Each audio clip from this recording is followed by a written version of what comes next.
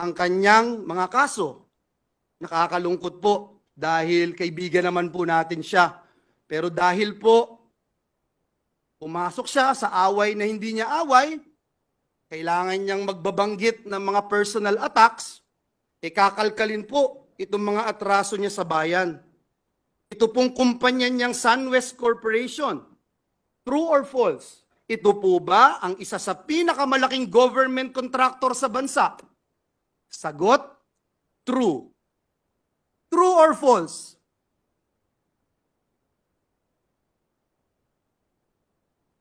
Ang korporasyon po ba niyang SunWest Corporation ay kasama dito sa kontrobersyal na Farmally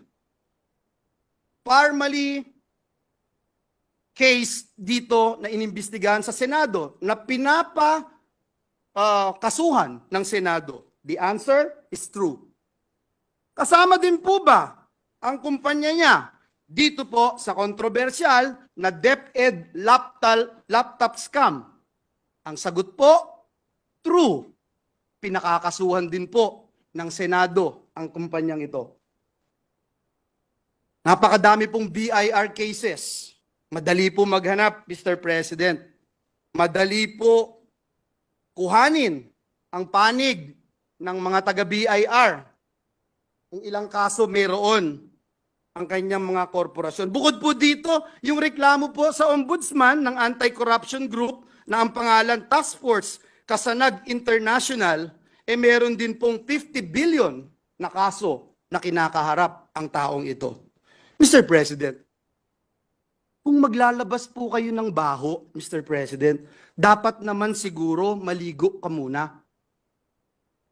Ang masaklap po, Ginoong Pangulo, sa kabila po ng track record na ito ni Mr. Zaldico, ang masaklap po, inappoint po siya ng Kamara de Representantes bilang tagapagbantay ng kaban ng bayan.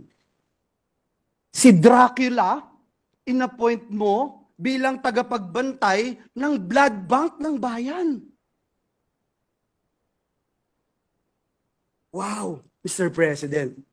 Kailan sa kasaysayan ng bayan natin nangyari ang ganitong pagkakataon na isang big-time contractor ang hahawak sa kaban ng bayan? Only in the